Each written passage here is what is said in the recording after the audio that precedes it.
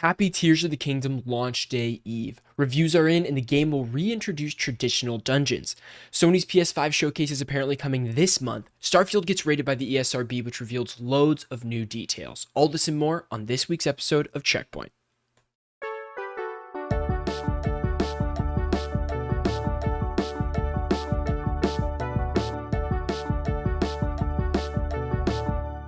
And we are live. Welcome back to Strictly Casual, welcome back to Checkpoint, brought to you by Strictly Casual. Just kidding. Your number one show bringing you important news and breaking down the biggest stories in the gaming industry. I'm one of your hosts, James Walmer, with the Spiciest Meatball in Gaming, Vincent DeSantis. Thank you, audio listeners. You can find us on YouTube at youtube.com/Strictly Casual. Please hit us with a rating on audio platforms and sub. It helps us out a lot. Vincent, what else do we got going on the channel? We got some big changes potentially cooking up here for the podcast, but we don't know yet. All I'm saying is there's stuff in the pot marinating. There's stuff in the pot. We don't know what the stew is going to look like at the end of the day, but we got stuff in the pot. We got meat in there. We got some seasoning. We do. I don't know if I mentioned this last week, but the website's almost done. We just need like two more graphics, and then there will be 2 pages that like stay incomplete until we publish something to them. But the website's like, it's so close. It's almost there. It's live right now. I won't say the URL yet, but like it's live. You could just go on it and check it out. So if you find it, awesome. Yeah, if you find it. Yeah, that's it. That's what's going on. But nothing else matters, James, because this week, Tears of the Kingdom is finally coming out after delays, years of wondering what it's going to be. I still have tons of questions, which is fantastic. It's not spoiled for me or anything like that. Kind of hard to spoil a Zelda game, to be honest, because it is the wonders in the details of your experience. It's in the world. It's in the world, which is incredible. I wouldn't have it any other way. We're going to get right into the clip portion because it's the most exciting part of this episode. Everybody's here for Zelda. We're here for Zelda. Let's get into it. In 3, 2, 1. Zelda Tears of the Kingdom developers say the game has traditional dungeons. And James got a little insider information from some journalists this morning, which was pretty cool. James, tell us a little bit about what Video Game Chronicle says about the dungeons. Video Game Chronicle says the game's predecessor, Breath of the Wild, didn't have dungeons in the same way previous Zelda games did. We all know this. They had the giant mechanical beasts called divine beasts. And you would find their main control unit to regain control of them. And oftentimes that included a boss fight at the end of it in which you fought a version of Ganon, and you had to do a bunch of puzzles that are in similar dungeon fashion, but not quite a dungeon. In the latest installment of Nintendo's Ask the Development feature, the game's development team was asked if Tears of the Kingdom would have more conventional dungeons. Quote, "We haven't talked about the dungeons yet," replied the game's director, Hidemaru Fujibayashi. "They've changed from the previous game. For example, there's a dungeon that connects directly from Hyrule's surface. If you dive from the sky straight into the dungeon, you'll trigger an event. We think this will be a new experience that wasn't possible in the previous game." Technical director Takahiro Doda added, "We've made dungeons unique to their respective environments, so we think you'll be able to enjoy a wide variety of regional characteristics." Making a wide variety was pretty challenging, Takezawa explained. The 4 divine beasts were the dungeons in the last game, and they shared similar designs. So from this article, I'm getting a taste of they're trying to say that the divine beasts all had a similar feel, and their regional dungeons will all have feels respective to their location. Now, you might have some more information from this in a sec, but let me get into what Gene Park says in his review this morning in the Washington Post.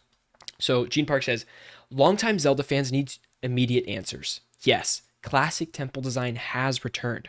While each temple or dungeon follows the formula of the player finding and activating 4 or 5 switches, the set design as well as the means to navigate and solve them are unique to each region. In each temple, Link will find a companion with a unique skill, not only necessary to solve that temple, but will stay with him throughout the rest of the game," which is awesome. It's like a lot of incentive to complete the dungeons too. Although it is like very classic Zelda. Yeah.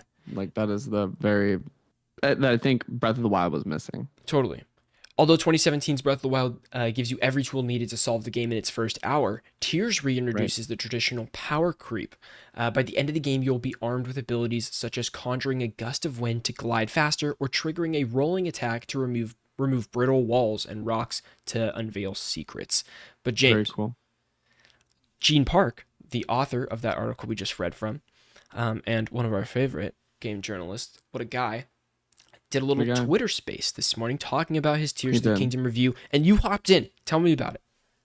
I hopped in. It was in the Twitter space, and I said, you know what? I had some questions because I read Ash Parrish's, that's her name, Ash Parrish's review from The Verge, and it had a little bit of skepticism behind it. We'll talk about that later on the show, but I wanted him to address a few points. And full disclosure, I didn't read his entire article. I just kind of skimmed it before that. And Mhm. so the questionnaire was about his review, and I kind of just asked a question to Sure. ask a question and want his take Yeah. on that without maybe him addressing it in the and he did say he addressed this in his review, so go read the full review Yeah. about like what I'm going to talk about, because he's going to put that in a little more context and maybe flesh out some things he didn't in our conversation.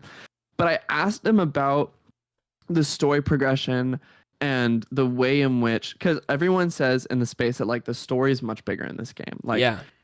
it's much longer. There's a lot more depth to it. It's a lot more of an actual story than in Breath of the Wild. And so I'm like, I asked him, I said, okay, so what is going on with this game? Like, are the dungeons basically divine beasts? And he was like, yeah, the dungeons are still the main the main unit Yeah. that carries out the story, right? So you Sure. go to a, and this is how it works. It's kind of different than divine. It's different, but it's also the same. And he said this is like the biggest downside of the game is like they do kind of, it feels a little bit of the same in terms of Interesting. how Okay. they progress the story. And so you go to this new, same thing as in Breath of the Wild. Like you can go, there's a like a recommended first one to Mm-hmm. go to, but you can technically complete them in any order, and you can even skip and technically skip, go straight to the boss Yeah. with voiding. And I said, okay, but you'd be missing the story content. He said, yeah, you'd be missing the story content, but you Okay. can do it. So he said you would go to a region, learn about that region, do quests in that region, and then the do the The dungeon. dungeon Okay. at some point in that process. So it's very similar to the Divine Beast and So substantively. then the article from Video Games Chronicle, which is from, the interview with the director, Hmm. that makes it's a little misleading to me because when I read that, I'm thinking, okay, the dungeons might not be like waypoint activities. Like they might just be around and you have to find a way to get to Well, they them and might stuff. be. Sure, They I just might be. don't It know. might be like the regions are like the points, and you have to travel to the region. Because And find the the thing about the dungeon. Divine Beasts is they're very apparent from You like the know where start they're of the at. game. Yeah. You're like, you know where they're at. They all have these giant ass lasers like Yeah. pointing at Hyrule, or they don't. Right. No, they don't The have the thing lasers. is, You have you to defeat it and right. then They they do don't. the lasers. You, then the laser. Right. And so maybe it's like you just have to go to the regions and like see what's going on. I heard like that's actually a big thing that he talks about is it's sequential. So people like talk about how the region has developed since the prior game. It's the same Hyrule, so there's like Yeah. updates to these things. Like someone was talking, like Blessing out of Yoye, and the Kind of Funny Games task was talking about like, oh, have you gone to Terrytown yet? Because like Terrytown you built in the first game, Yeah. Yeah. presumably, and so like apparently things have happened in Terrytown since the Okay. first game. And I've heard like the side content is like those like stories and the characters have a lot more meat on them. Yeah. I mean, that's something Um, that I thought was not lacking, but something that I didn't click with, I guess, in the first game. That most of the story was told through flashback sequences and um, some conversations that with NPCs. But in both right. reviews, it sounds like the story is more living and breathing. Like it's not a story Yes. from the past and you're just wandering in the Hmm. present. It's like the story's happening in the present, so that all the NPCs and people you talk to, the quest givers, like everybody feels involved in the story. So the story feels like it's Hmm. always peaking, like it's always climbing and climbing, which is Right. totally something I didn't click with in Breath of the Wild. I want to go back to my talk with Gene Park just for a second Yeah, and yeah. talk about the dungeons and wrap up talk about the dungeons Sounds good. is he did say coming from the criticism of like the first game, and we both had a moment of like, oh yeah, that was a big thing. Is he said like the dungeons themselves felt much more substantive in this game, Okay. and that the bosses were really good. Like he said, one of the Awesome. best like bosses in Zelda is like in this game. So And good. it's like he said, yeah, in the first game it was that sort of you just hack and slash. Like there's no real strategy to the bosses at the end of the Yeah. Divine Beast, but now there is that, and they do feel more like traditional Okay. Zelda bosses that have a mechanic. And Forced to use that Ash mechanic to beat Parish, him. you're forced to use to that mechanic. You have to learn the Yeah. boss It's in great. order to defeat it. And Ash Parish kind of talks about this in her review a little bit. And I think this is, I don't know if she's talking about specifically with bosses, but there are moments when the game kind of like holds your hand a little bit and like moves the camera toward the Yeah. thing that you have to like that you have to use in order to get through that particular section, which is like sucks a little bit, but at least it's like I'm kind of celebrating the win of at least it's there. Like Yeah. in I Breath of think the so. Wild, that was not there, Right. and now it is in at least a capacity. Yeah. And so I'm really happy that there is that more familiar Sure. Zelda boss that has a mechanic that you figure out, and then you Yeah. feel more triumphant when you defeat it, and it's actually like, yeah, I figured it out. I Right. did the thing, and now I got this new ability that we didn't get in the first Breath of the Wild Right. that we're getting in Tears of the Kingdom that is going to help me on my journey. And we don't really know what these abilities are going to be. I'm very glad that the No, reviews don't say exactly what they are or anything like that because I'm excited to explore that. I think one thing that I'm very curious about through this is I think I get excited about the design of the dungeons and stuff like that. Whereas in Breath of the Wild, I knew what it was going to look like. It was just going to be a different. You were going to play it differently. Like, the one in the sky, you have to like tilt, you have to rotate the wings around and get that to the right placement from angle, yeah, inside because you or can't like really the see it. trunk, or Yeah, like the trunk on the elephant, and it's kind of the same mechanic for every one. You're kind of right. just moving something and Yeah. dealing with different orientations. And so I want to see it. I can't wait to see what the evolution of that will be because I'm sure, yes, it'll have elements of that. They weren't bad dungeons by any means. Like they were really good dungeons. It's just the part that was missing was the I think surprise they of were what it's bad gonna look dungeons. like. I don't think they were Okay, that good, yeah, you it'll know. tomorrow we will see because this game is And I reviewing a tens. also, while we're talking about dungeons and those experiences, Yeah, Gene Park also said like there's a ton of shrines, yeah, and 200 or like something like that, 150. he said I maybe went to 50 of them in his time. He put about 70 hours, Crazy. I think. And he said like there wasn't a single dud, like maybe one, Okay, but they were all really interesting to play. that's insane. The shrines are Hmm. some of the most fun part of Breath of the Wild. Hyrule's also so like much bigger. Blessing out of Yo-Yo was talking about Yeah, like two think times the of size. 2 times the size of what you'd expect, That's crazy because Hyrule's already huge and already has a lot of regions, and I can't even imagine what that's gonna look like for this. which Uh, is like impressive that they're fitting that on Nintendo Switch hardware. yeah, And he was talking about like how even the systems, like the building and everything like that, there's no clipping, like that technical right. aspect of it like really worked. Anyway, They know how to we're build the veering game off for from the. They know how to build for the the game for the hardware that hardware. they're on. Yeah. Hmm. Uh, Tears of the Kingdom is reviewing insanely well at a current 97 Metacritic. We're going to get into reviews later on in the podcast. If you want to listen to the entire thing, you can check us out on audio platforms. If you type in Strictly Casual Checkpoint, this is episode 161. It'll be titled something about Tears of the Kingdom, or the entire video is on YouTube as well. You can check that out if you become a member. Thank you guys so much for watching. Get hyped for Zelda. Let us know in the comments something that you're looking forward to the most in this game that maybe the reviews haven't talked about. Maybe they are talking about it. Who knows? Thank you guys so much for watching. We'll see you on the next one. Peace out. Beautiful, James. Beautiful. Would you like to just Perfect. get into? Yeah, I do. Let's just get into go it. for it. Metacritic is right now currently sitting at a 97, and just some quick runs right now. IGN 10 out of 10, Video Game Chronicle 10, GameSpot 10, CG Magazine 10, Nintendo Life 10, Screen Rant 10, Game Informer 9.75, which I saw some people like up in arms about, like, what are the 0.2 for? Like, what are the 0.25 for? Yeah, yeah. It was Jason Schreier who was like, why do we Why are we like God yeah, forbid they round to the hundreds. yeah, Ugh. pretty funny. Tell me about The Yeah. Verge and Polygon.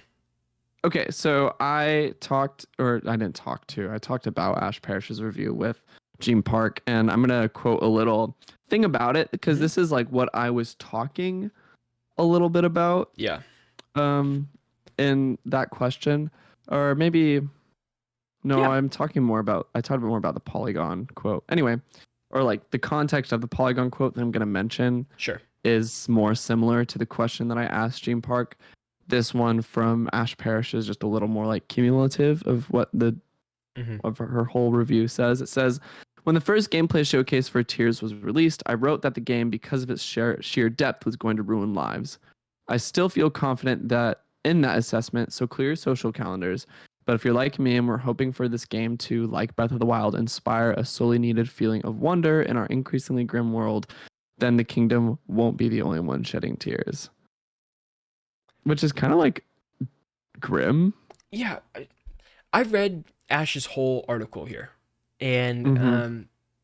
I think some of the things that she doesn't seem so excited about in the game speak to me, bro. Like, speak to me. They're like fundamentally Tell me more different about than that. Breath of the Wild that I am enjoying. Um, she says, I'm trying to find the quote. Of course, I didn't put it in here, but she says that there's no sense of wonder like the first section of Tears of the Kingdom, where you build your first thing and traverse like a sky island to a sky island, like learning how to do that and making that happen. She says it never hits that high again of figuring out something else. Like it it just becomes like that's the standard now, and it just always hits that standard every time instead of going beyond that. Whereas she felt like there's senses of wonder in the story in Breath of the Wild that weren't there in Tears of the Kingdom, which Mm-hmm. I Which I feel like would be the opposite I would expect. yeah, and I don't think I felt those highs in Breath of the Wild in the story that she's talking about. I it's not like it was bad. I didn't feel I don't know. I also played it over months and months and months. I did not play this game optimally at all, but maybe I did play it optimally because I jumped in and had fun every single time I played Breath of the Wild. But the story was not like a highlight for me by any means. But I think she, in this context, is talking about how the things you do in Tears of the Kingdom never reach the high of the story elements of Breath of the Wild, which is kind of a weird thing. I don't know. It might just be personal to her too. I don't know if that'll hit for me or not hit for me. Um, I'm trying to read what else. She likes the new degradation aspect because it like fusing gives a reason for degradation, which is fantastic. I would agree. Mm-hmm. Here's the thing she says is what she doesn't like about the game. Her worst hit against the game. She says that Tears of the Kingdom feels twitchy. Like the controls feel fiddly and twitchy. Meaning when you fuse something, you have to open a menu, equip what you want to fuse, drop the item you have to fuse, click the button to fuse them, and then attack. And she's like, in Like combat, all in the middle of a boss fight. yeah, it's like not viable. Um, Mm-hmm. but I don't know if I would expect any different. I mean, I think Breath of the Wild is extremely twitchy and fiddly with controls. Not that it's bad, but like one misclick can completely ruin what you're trying to do and like knock you back far. That's like an expectation to me of what this game's going to play like. Um, Mm-hmm. but I don't think that's any different than what Breath of the Wild was. Going through your menus mid fight, trying to it slows it down, stops it. Maybe you need to eat some food mid fight by pausing. Like you're clicking a lot of buttons to do anything in this game besides swing your sword. Mm-hmm. Even switching to a Mm-hmm. bow stance versus a sword, like you're clicking the bow button once to switch to like hold the bow, and you have to click square to like then re-equip the sword. And if you're switching between arrows and sword like mid combat, I just finished Breath of the Wild this week. I finally killed Ganon and stuff. And so I was trying to like relearn that. Extremely difficult. It wasn't even that the boss fight was hard. It was me. It was like me switching between the stances, not stances, but the weapons and then trying to get that down.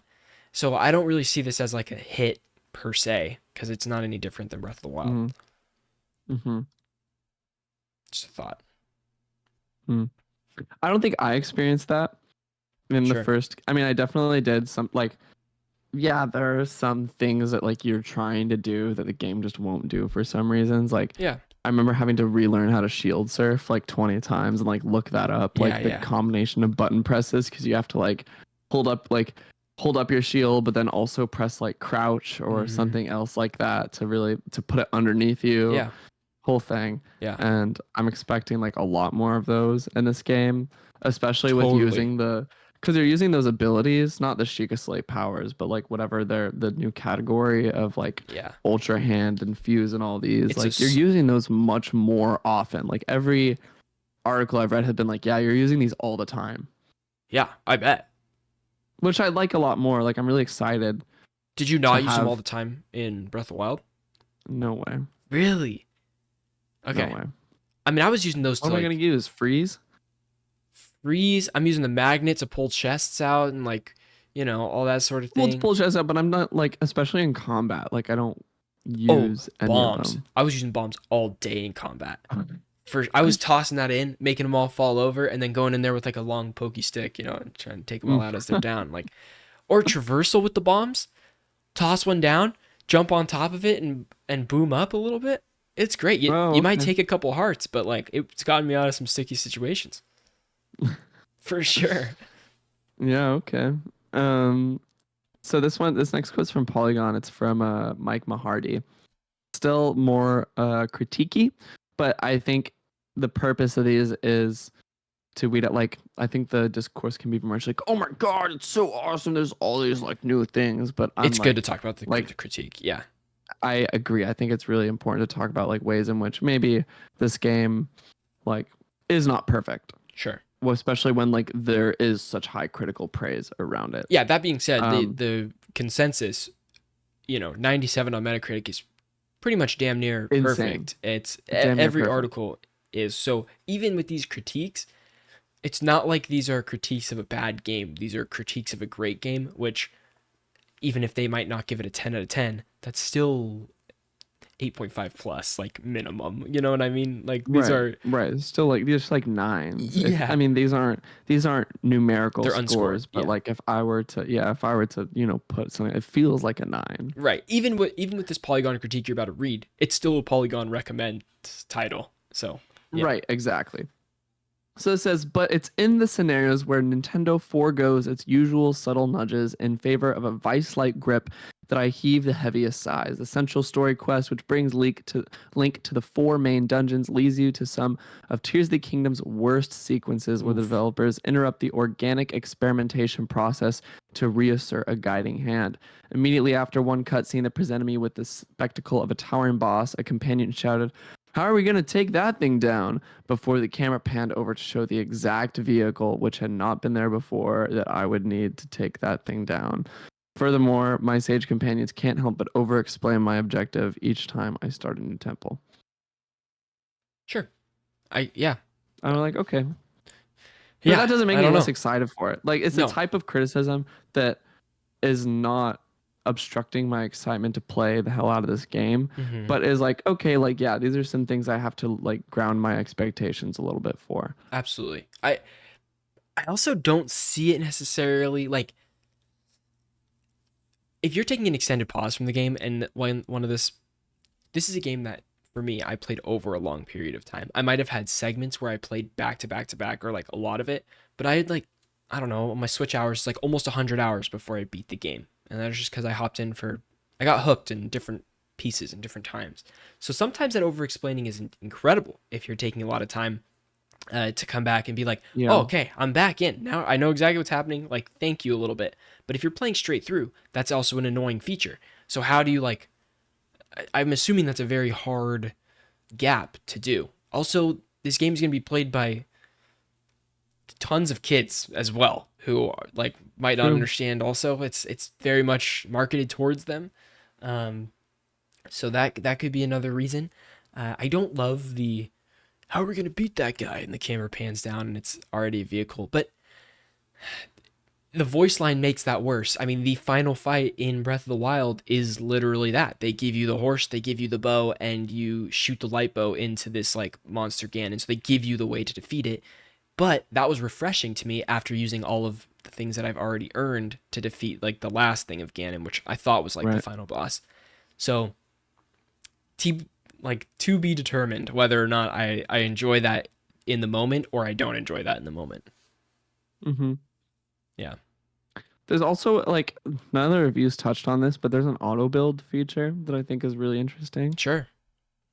There you can, if you like are unsure of how to like assemble things in a certain way, Yeah, like you can use an auto build to, and it'll kind of make the thing for you. I do like that, but I hope that's not It's optional. It's entirely okay. optional. I don't want to be You tempted. don't Like, have to if use I it. can't figure something out, I don't want to be like, I'll just auto build it and it'll make something for me. I guess that is a good option, but I want to be challenged in that way a little bit. It's just a self control Hmm. thing. I don't have to actually click it, you know? That's all. Yeah. Hmm. I think that's an interesting And feature to like, have.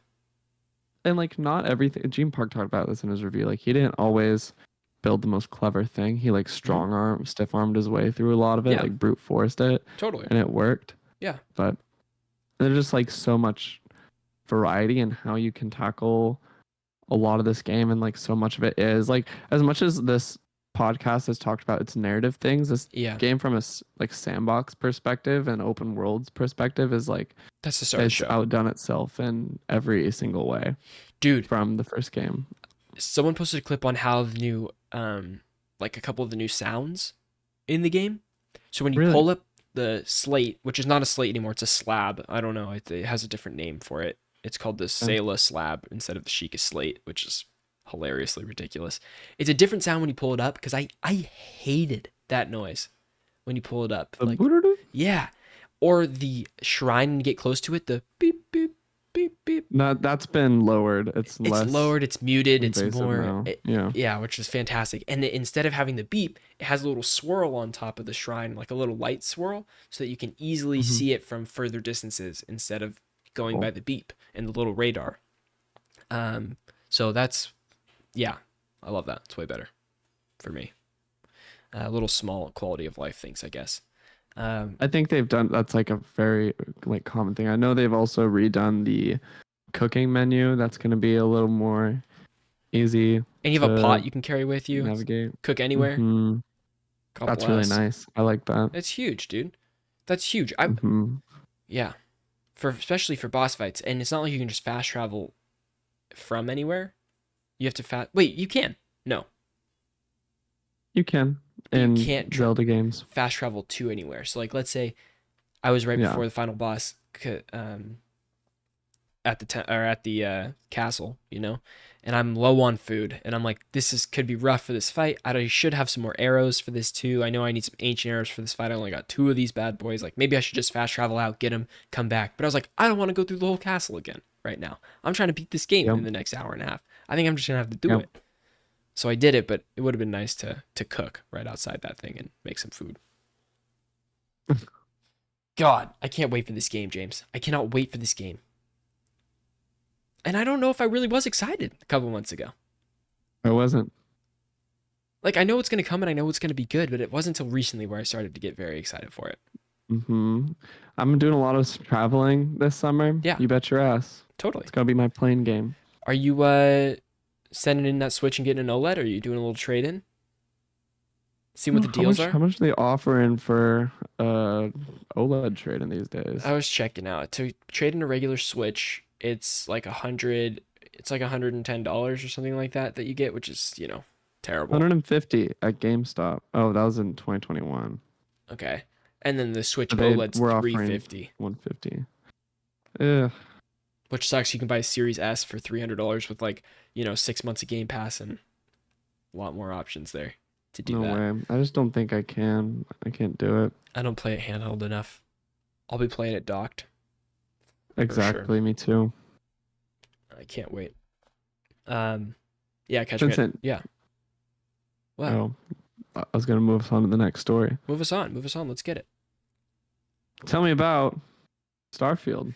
Starfield's ESRB rating reveals drugs, in-game purchases, and jetpack sex. This comes from IGN. The ESRB, or Entertainment Software Rating Board, has given Starfield an M rating for mature, 17 plus, for blood, strong language, suggestive themes, use of drugs, and violence. Many of these classifications are pretty standard for an M-rated game, but the rating summary is filled with some very interesting details. This happens every time a major game is about to come out, and it's like everybody checks the ESRB rating because they always slip some stuff that is not actually like announced yet. So jump in. What do we got? Take us away. First off, confirms Starfield is an open world role playing game in which players assume the role of a miner tasked, MINER, tasked with finding artifacts across the galaxy. The next bit of text describes some of the more standard features, including that Starfield allows for first and third person perspectives, and that it will feature character interactions, quests, futuristic guns, lasers, axes, and explosives, and more. The ESRB's rating summary then gives some examples of the quote suggestive material in the dialogue unquote players will find in the game, specifically after they share a bed with another character. What does it say, Vin? The game contains some suggestive material in the dialogue, and after sharing a bed with characters, e.g., life is a sexually transmitted disease that's 100% fatal. I'm all for getting a little wild. These are in-game dialogue things. Jesus Christ. This line's my favorite. I'm all for getting a little wild, but next time, let's try it without the jetpacks. Like that's a real line from Starfield Crazy. coming up. We obviously don't have the full context, and it may not be exactly as it sounds or even appear in game beyond a mention, but next gen jetpack sex is probably not something many had on their Starfield bingo cards. The summary goes on to describe a fictional drug called Aurora that will be prominent in the game, and states Starfield will feature a section with players' characters working in an illicit drug lab. Aurora can also be stolen or purchased from vendors, and using Aurora will resort in a distortion effect on the screen. I'm always thinking about Red Dead Redemption, like just having too many beers and you're stumbling, you're like, hey Arthur. Yep. That's my favorite. Some profanities as well, but what else do we have? Along with all the previously mentioned details, the ESRB's rating page additionally confirms Starfield will feature in-game purchases for both PC and Xbox Series X and S. It gives no further details as to what we may be purchasing, but it most likely means we could see some cosmetics for players' characters or ships, space horse armor, anyone, or more substantial DLC like new story content or full expansions. Starfield is set to launch on Xbox Series X and S and PC on September 6th, 2023, and Starfield Direct will follow the Xbox Games Showcase on June 11th at 10 a.m. PT, 1 a.m. ET Eastern Time. This dedicated Starfield deep dive will feature tons of new gameplay, developer interviews, and behind-the-scenes insider information. Can't wait. Cannot wait for Starfield. Can't wait. It's going to be awesome. But what are you going to play it on? I don't know, James. I might be just playing it on my PC, which means be playing it in 720p or something like that. Like, it's going to be terrible. But I might buy an Xbox. I don't know. I'm looking at Facebook Marketplace. I'm finding people sell their Series S's for like $200, which I think would be the move. X's or S's? S's, not the X's. The X's are like, you can get it maybe $450 or something, like $50 off. But the S's, people seem to be turning over like crazy. People don't like their S's. I know. Maybe I just save for the X. I just don't need the X. I don't know. I don't need it. Oh, maybe just get a new graphics card. For $700? I'm going to get... Dude, if I'm getting a new graphics card, I'm going... Secondhand. I'm going for the 4070. Maybe that 4070 Ti that's coming. Could be nuts. Ugh. But then I got to do cooling. It's a whole thing. I can't be doing that. Not yet. I hear you. It's a lot. But one more story. We got a grain of salt. Kind of. Yeah, I'd say it's a grain of salt. Would you say it's a grain of salt, Vin? I mean, yeah, it's a grain of salt because it's not confirmed, but it's kind of, I don't know. That's what I'm saying. It's kind of PS5 showcase. It's coming soon. Report says it's coming from GameSpot.com and Jeff Grubb. A PlayStation showcase event is coming the week of May 25th, according to reporter Jeff Grubb of GameSpot sister site Giant Bomb. Of course, plans can always change, but Grubb said this is accurate as of now. Another person, Zuby Tech, said on Twitter, said the event should happen on May 25th or June 1st. Officially, Sony has not made any announcements. GameSpot has contacted the company in an attempt to get more details. I'm sure they have. This has been rumored for months. Grubb reported in February that a big PlayStation event would happen before June. At the time, the report said this event would happen in the lead up to E3 2023, and now that the show is canceled, but summer gaming events are going ahead regardless. If PlayStation Showcase is real, it would take place before a bunch of big events in June, like Summer Games Fest, Xbox Game Showcase, and Starfield Direct for Microsoft, Ubisoft Forward, and Gamescom Opening Night Live, among other events. The big number on the street is May 25th. That's 2 weeks away. That's the big date. 2 weeks away, May 25th. We're getting a lot, especially after Konami having big announcements for June. This is the big one. I don't think we've been talking about the big one for a long time. This could be the quote unquote E3 of dreams. But the Sony, the PlayStation showcase of dreams. Goodness gracious. What's the Konami? stuff going on here. Apparently they got big announcements for June, and they said during its E3 event, Mm-hmm. but now that E3 is no longer happening, They have to align. they reportedly struck a deal to share its big announcements and news through the PlayStation Showcase. James, can you imagine this? Hold on. PlayStation they're already gonna have a banger lineup of things to show, a huge lineup and surprises that we don't even see coming. Remind me who the banger lineup is right now. Meaning, there's games that we have seen that we don't know much about from studios, Right. but we also have a lot of studios. This is most impressive to me.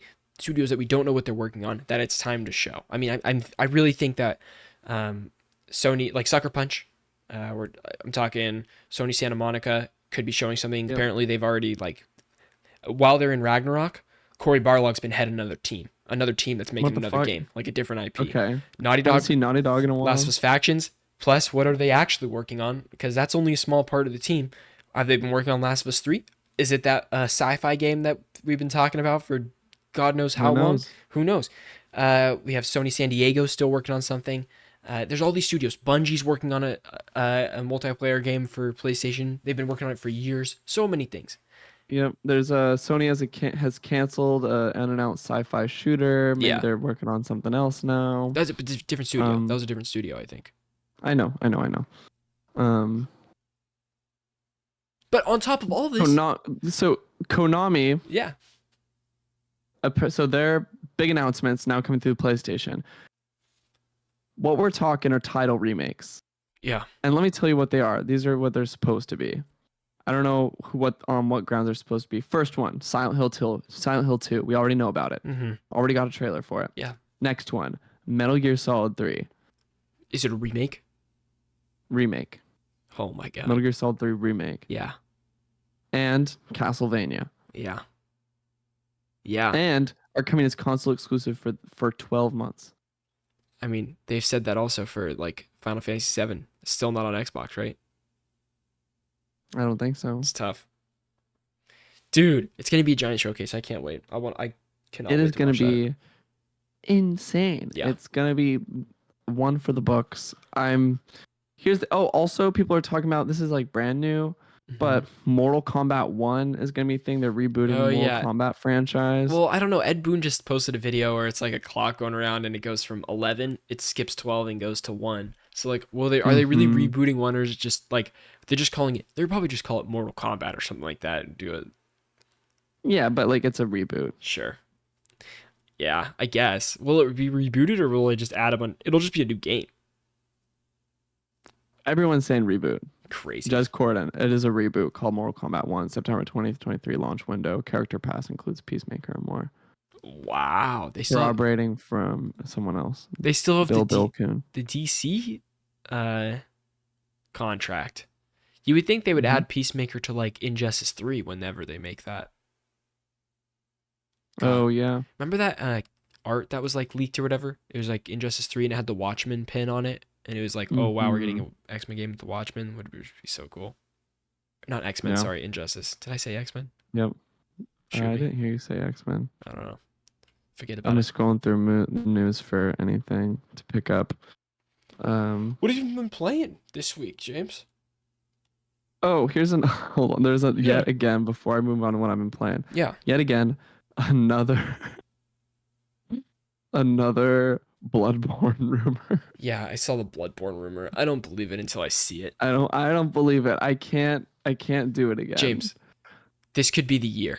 Okay, David Jaffe made a statement saying that he doesn't know for sure regarding a Bloodborne remake or remaster, and that he only heard so from a reporter without specifying an announcement at a specific date. So, okay, well, it's not substantive happening whatsoever. Yeah, no, it's not happening. Yeah, I don't think so. I'll also say we're waiting on Elden Ring DLC, so we could get that. Yeah, it got announced though. It's happening. It did get announced. We should know what it's happening. Yeah. What I've been playing this week. Yep.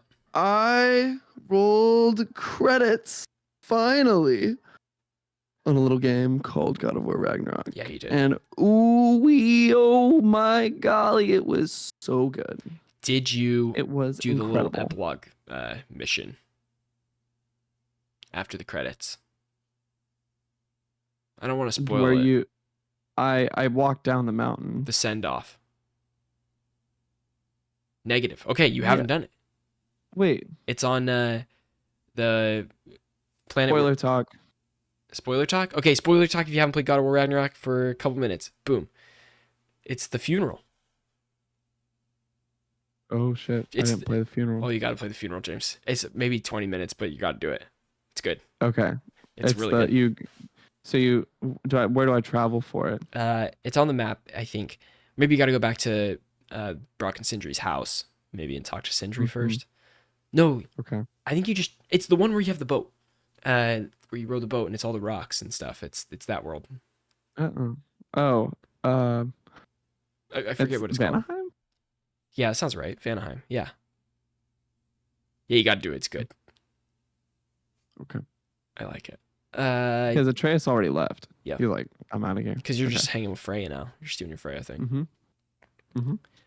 What a game, James. What a game.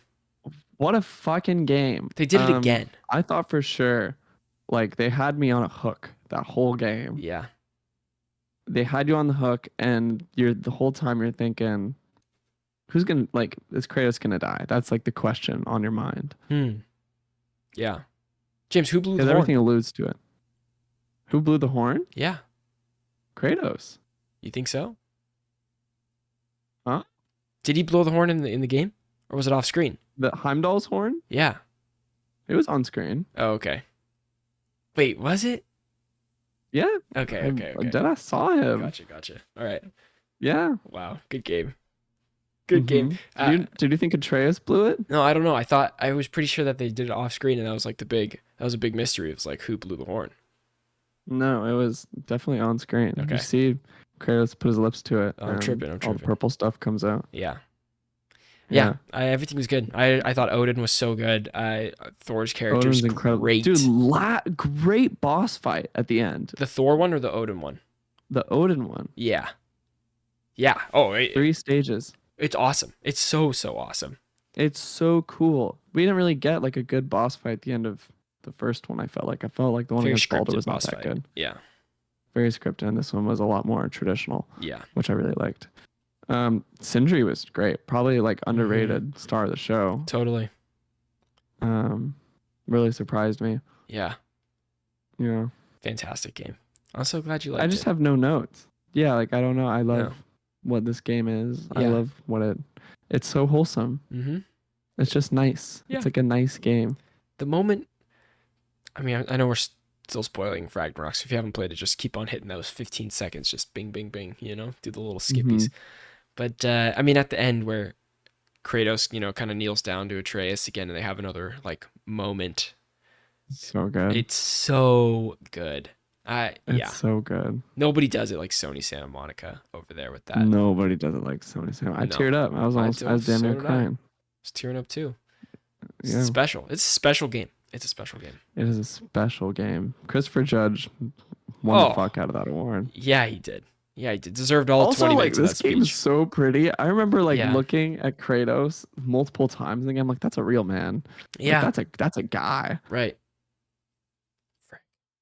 That leads me into what I've been playing, James, is, unless you want to have more to say about Ragnarok. I have nothing more to say. Go play it. Go play it. You bastards. So it's one of the best games on the PS5. Yeah. Better than the first one? Yes. I think it's better than the first one. It's hard to say. It's hard to say for me. Mm-hmm. There's more lulls in Ragnarok, but the story has its highs that are just as high. To me.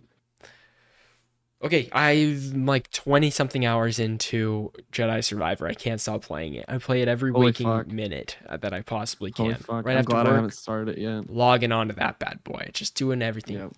I think I'm getting close to the end of the story, which is actually causing me to pump the brakes because I don't want to finish the story yet. I just want to do random stuff. I'm just so sucked to it. Like, I can't stop. I'm like, I see that objective and I want to go. But I think at this point I have all the abilities and powers and what have you. Because at the beginning of the game I was feeling blocked so much of like exploring areas. I'm like, I don't have the right piece to do this, or I don't have the right thing to do this, or the power to do this. And you can tell. It's like you see these objects everywhere and you're like, I know I'm going to use those at some point. I'm not there yet. I'll have to come back. So I finally started going back. And doing all those things. Man, are the Yeah. rewards worth it every single time. Every single time. Wow. New areas, the cosmetics are like so fun to earn. They're like, Oh fuck you just yeah. want them. You just want them. And they're always cool. Mm-hmm. The puzzles are so good. The puzzles are better in this game than they were in the last game. Tenfold. Holy shit. It is awesome. I cannot get enough of it. I can't get enough of it. Fuck. All that and with frame dips. All that and with frame dips, which is a huge knock for me. It truly is. I'll say I'm running a consistent 45 frames in some of these fights. You know? Better than 30, I guess. It's better than 30. But yeah, I love it. I kind of am tempted to just finish up the story tonight, but I'm not going to because, I mean, Zelda's tomorrow and stuff, but I don't care if they overlap. Oh my god. I literally don't care if they overlap. They're different enough. I keep like this is my like usual rotation as I look up like Jedi Survivor update to or like performance patch. I'm really like, how are they gonna fucking patch this game? They Like, did. is this I mean, happening? they patched it once. I think it's gonna take more development time, to be honest. I don't think it's ready for the 60 FPS. But just start playing it, and I don't think it's gonna be as big of a deal as you think it is. Okay. It's not perfect, but it's not bad. Okay. If it was unplayable, I would put it down. I'd put it down and pause, but it's definitely playable. Okay. And not a crash since the first patch, so we're looking good. We are looking good there. And I'm excited to talk to you about like what you think the visuals are like too, because I think it's beautiful, but then sometimes it's not. Like the locations are, but like the characters, there's like I don't know. The cutscenes are gorgeous and everything, but yeah, in the gameplay, like there's a little, I don't know how to call it. It feels like a filter you're kind of looking through their faces at sometimes. I'm like, dang, it's almost like perfect. And it's not quite. Yeah. But man, all the characters are great. All the new characters are great. The existing characters are fantastic. Fun. Yeah, man, love it. Yeah. Best Star Wars game ever? Not ready to say it. Right as of right now in the story. Competition? Right now in the story, about 75% probably, I would say that the villain is really good, but I don't have enough time with him, which is a huge issue in these games. I want more time with him. I want to know more about him. But I feel like this story is taking a turn to include the villain much more, and then I can kind of maybe get a better idea. Okay. I don't know. It's hard to say it's the best Star Wars game just halfway through. I don't know what the best Star Wars game is. That's a hard. They're all different. So yeah, I've literally just been playing that, and then I finished Breath of the Wild this week. That's it. Sweet. Congratulations. Thank you. Big moves. James, that's it. That's all I got today for episode 161. 161, baby. May 11th, 2023. Happy Tears of the Kingdom Eve, everybody. I hope your weekend is full of building shit and fusing shit. Yeah. I mean, my partner's parents this weekend. Oh, good luck, soldier. Thank you. I'm sure it'll go great. I'm sure it'll go great too. It's gonna be awesome. You're a very agreeable person. It'll be fantastic. Thank you. Yeah. I'd really try. Hope just have a great time. And my mom's in town. Oh my god, is she gonna meet them too? Mm-hmm. Wow. This is gonna be awesome. I can't wait to hear this. It's really cool. God, stay tuned next week for episode 162, where we find out if James impressed his partner's parents. And on that note, thank you guys so much for watching episode 161. We'll see you next week. We love you. James, any final words? Thank you so much for watching. I love you guys. Love you all. Peace out. Bye-bye.